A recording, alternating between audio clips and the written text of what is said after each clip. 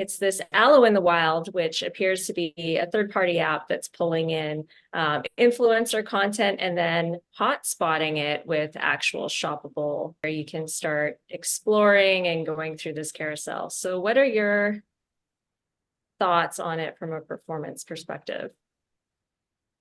I expect there's a reason it's so low on the page because it probably requires a fair bit of JavaScript to run.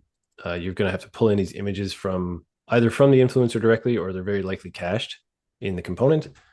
And then the merchandiser likely, or the product itself, the tool itself would have had to correlate these positions on these images with a given set of product in the catalog. But nothing glaring here. If this was above the fold and we were waiting 30 seconds to see anything show up, then yes, that'd be an issue. So I'm not really familiar with the product, but the implementation looks pretty clean. I would want to check in under the hood on the way the page is loading and ensure that this isn't coming in really early, because it seems like everywhere we've seen it, it's well below the fold, as in there are a lot of other content. There's a lot of other content above this. And so when someone lands on this page, I'd want to make sure that they can see that they're on the right page immediately, not at the expense of this shoppable social widget down below. So there's a great opportunity here to get that ready behind the scenes once someone has, shown some intention of scrolling down like you're doing now. Now you can start to get it ready.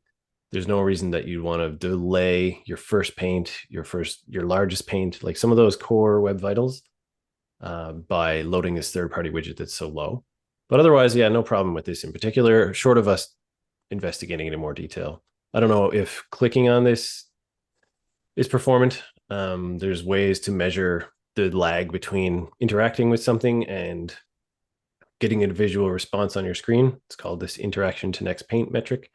We'd also want to see how quickly these images are, or how well these images are compressed. So there's for some more detail we can go into. But in general, the way they've implemented it seems responsible.